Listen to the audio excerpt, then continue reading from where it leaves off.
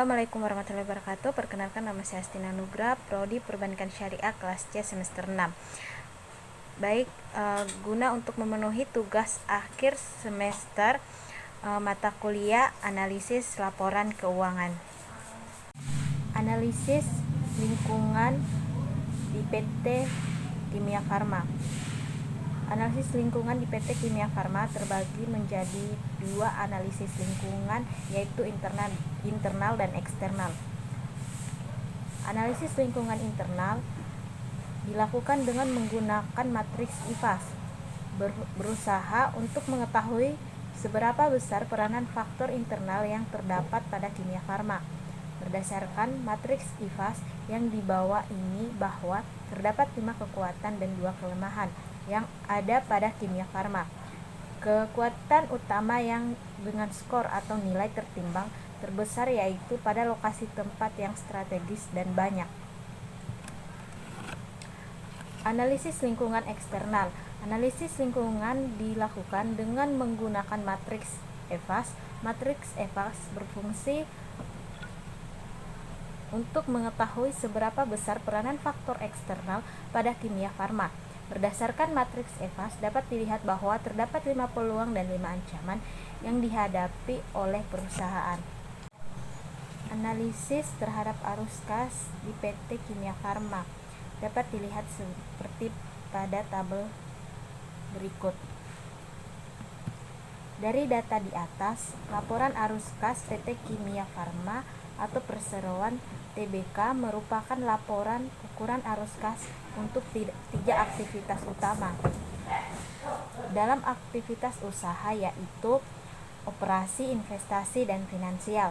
Aktivitas operasi kas bersih yang diperoleh oleh aktivitas ini menurun pada tahun 2007 jika dibandingkan dengan tahun 2006, dan selanjutnya mengalami kenaikan pada tahun 2009 dan tahun 2010. Analisis resiko dan analisis lain-lain.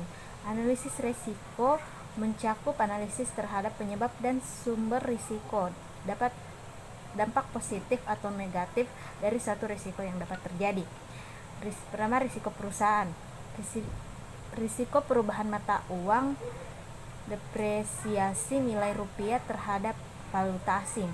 Sebagian besar bahan baku obat perusahaan diimpor, sedangkan pendapatan perusahaan saat ini sebagian besar dalam mata uang. Kedua, risiko pasokan bahan baku. Bahan baku obat perusahaan sebagian berasal dari pihak ketiga, baik lokal maupun impor.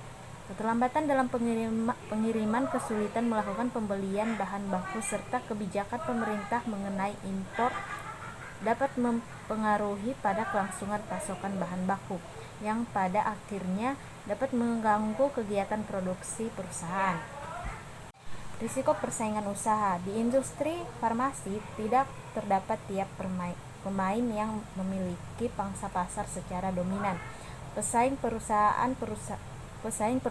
berusaha meningkatkan pangsa pasar dengan mengeluarkan produk baru serta perbarui produk lama. Risiko perekonomian.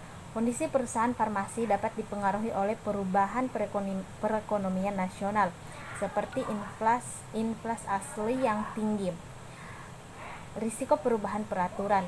Kegiatan usaha di bidang farmasi merupakan bidang kegiatan usaha yang diatur secara ketat oleh pemerintah.